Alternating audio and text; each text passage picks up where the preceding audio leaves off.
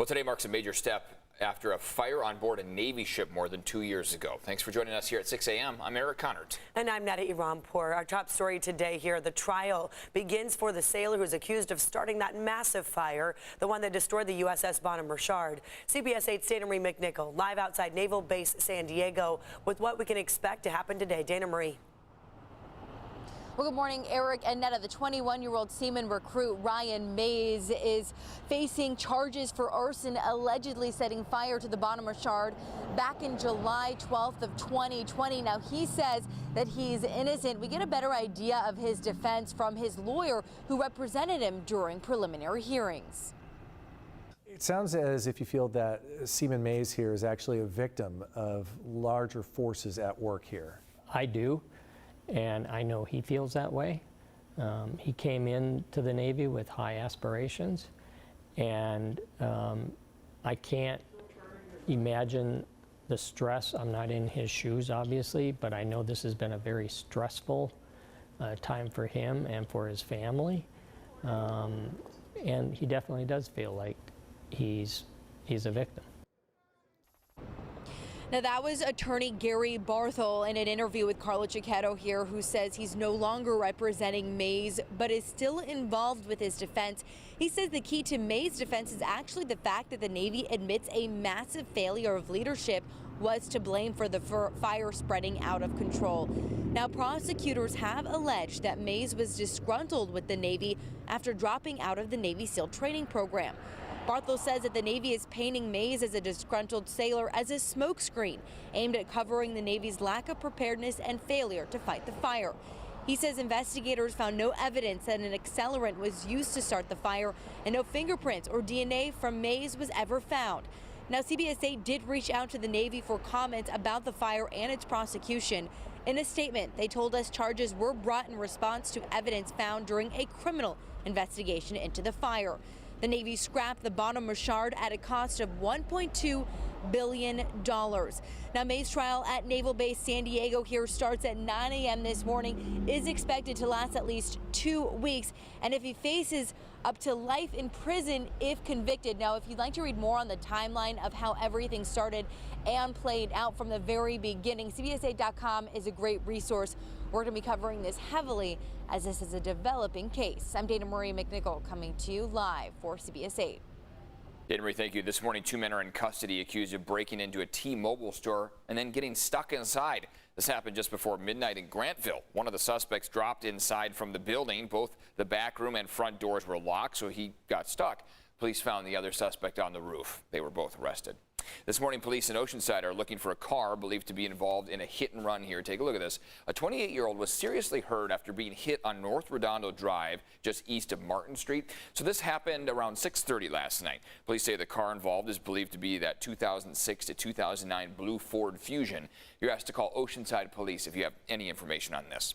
Residents in Lakeside continue to protest after finding out a group of 5 registered sex offenders is living in one house in their community. They held a demonstration near their home on Sensi Lane last night.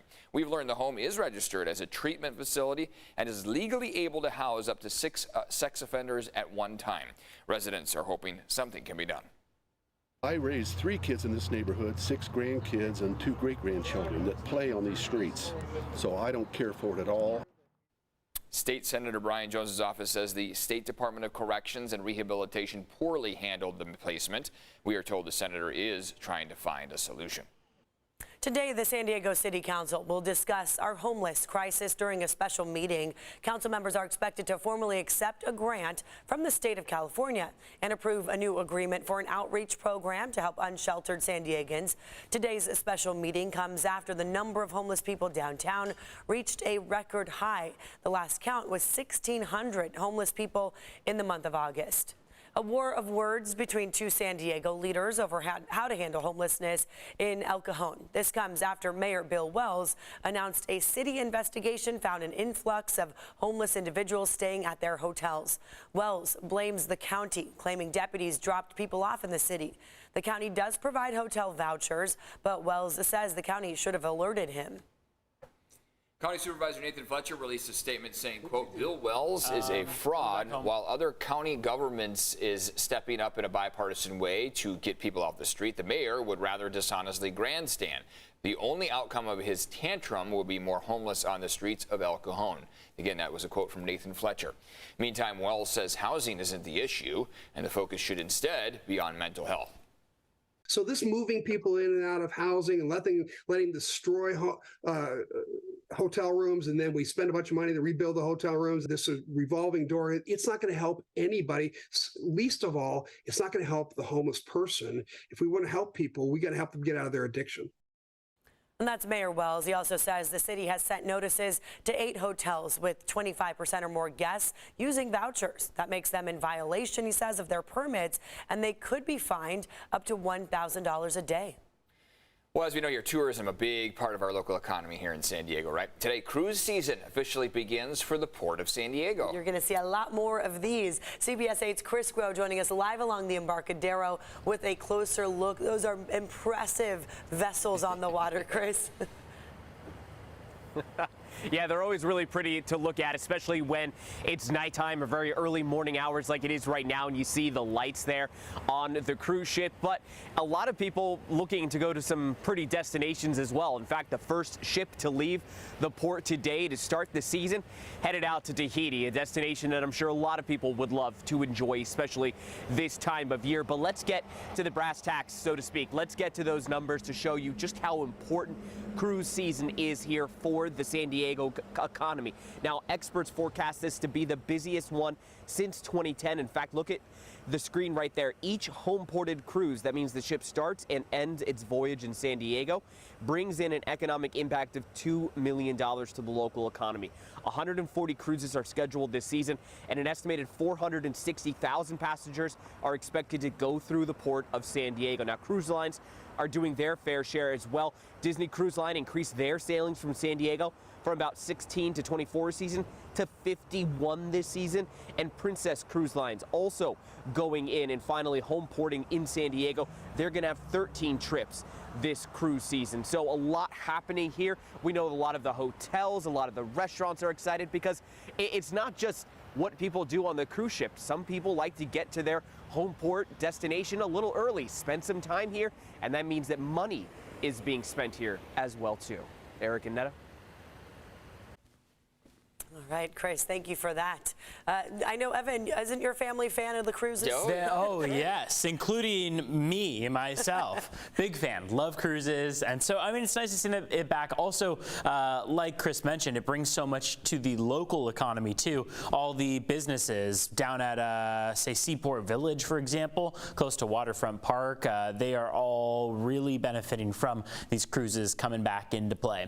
Good morning to you. This is how we're starting off our day. Temperatures are mostly in the 60s right now. We're going to be warming to the 70s by the afternoon, a high of 74 along the coast, 78 for your inland valleys, and for your mountaintops, we're looking at a high of 72 this afternoon, 97 for the deserts. Cool, fair weather continues all the way through this week and into really the closer to the end of the week. But what I should say specifically is that by the weekend itself, Saturday, Sunday, and then into early next week, we're going to be seeing those temperatures slowly start to warm up. We can think a trough of low pressure just off of the coast of California for these cooler temperatures, or at least we're continuing to see them all the way through this week thanks to that trough. And then as it moves up to the north of us, our temperatures will finally start to warm up and we'll start to see some changes in the mix. Here is satellite radar imagery over just the last couple hours. We've seen those clouds push from the coastline toward your inland valleys, and we will continue to see those clouds move around periodically as the day goes on. So patchy cloud cover is what we're expecting. Here are your current temperatures walking out the door right now. We're in the 60s pretty much across the board there. You can see 63 right now in Carlsbad, 61 in Escondido, and 57 in Ramona. Some of your inland valleys in the 50s. You might even want to add an extra layer while you're headed to bed because those overnight lows are cooling down quite a bit. We are seeing finally that relief in the overnight hours, in some cases more than I know a lot of people were bargaining for.